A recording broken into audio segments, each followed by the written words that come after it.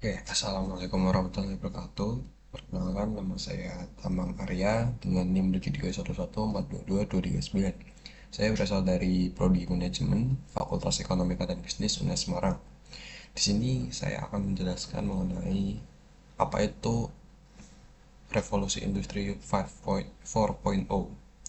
Namun sebelum itu mungkin saya akan menjelaskan mengapa ada revolusi industri 4.0. Jadi, hal pertama yang dirasakan dalam revolusi 4.0 adalah internet.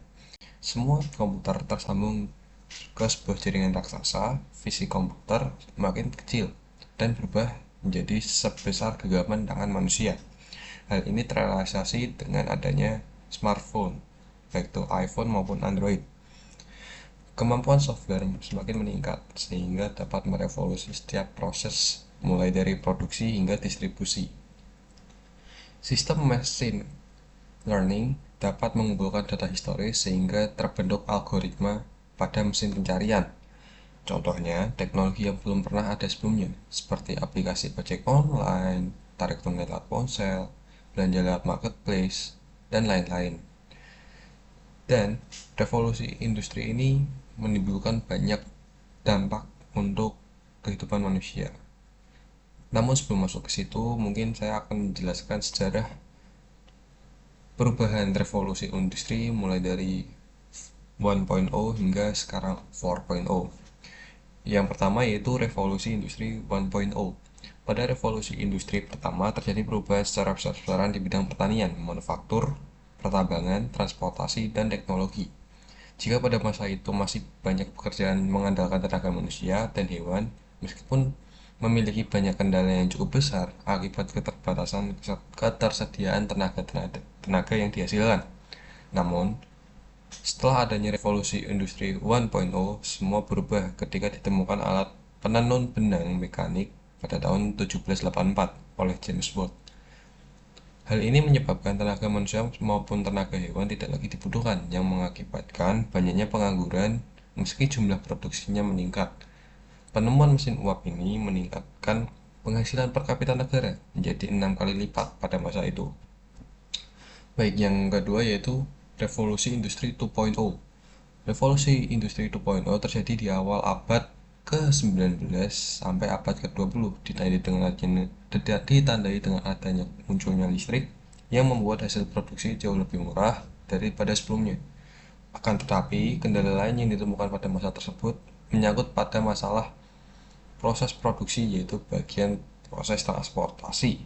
Guna mempermudah proses produksi di dalam pabrik yang biasanya cukup luas, dibutuhkan alat transportasi yang dapat mengangkut barang berat seperti mobil yang sangat dibutuhkan pada masa itu.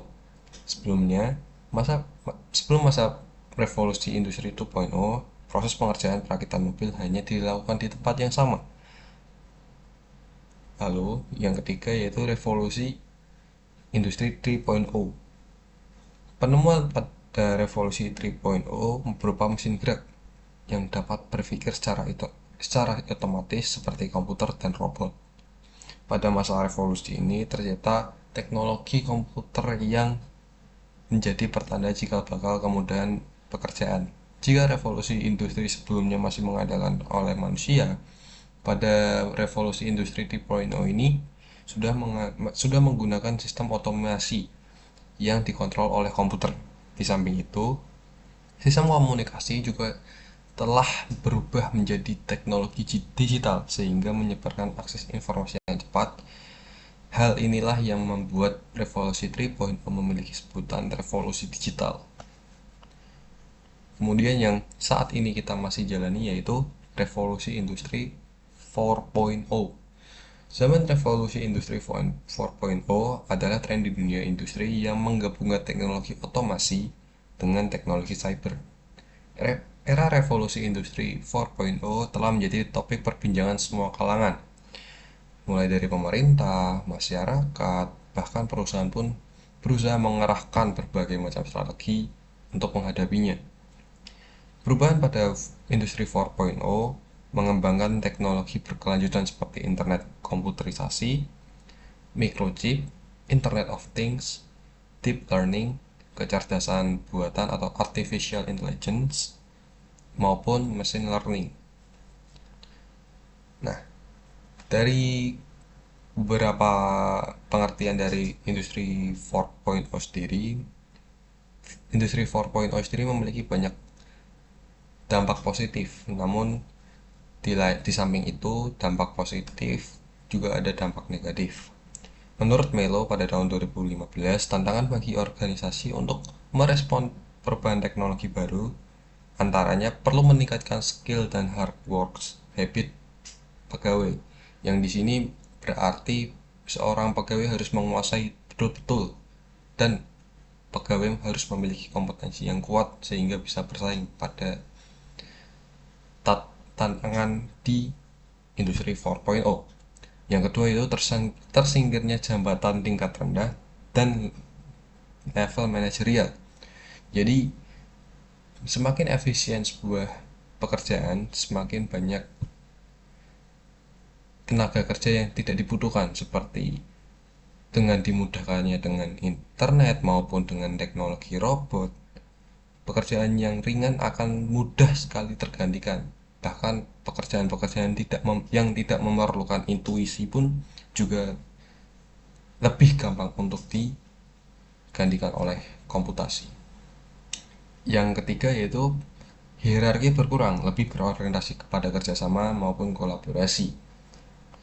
Kemudian pada era 4 Industrial Revolution ini menuntut kesiapan SDM yang handal, inovatif, kreatif, berjiwa entrepreneurship, dan memiliki 10 keterampilan.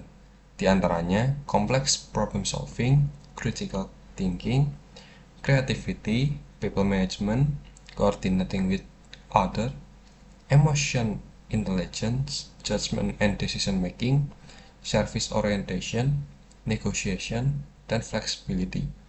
Di antara beberapa aspek tersebut dapat meningkatkan kompetensi bagi para pegawai sehingga dapat bersaing dengan karyawan yang lain sehingga bisa survive di industri 4.0 ini. Sekian penjelasan dari saya mengenai industrial 4.0. Kurang lebihnya mohon maaf. Wassalamualaikum warahmatullahi wabarakatuh.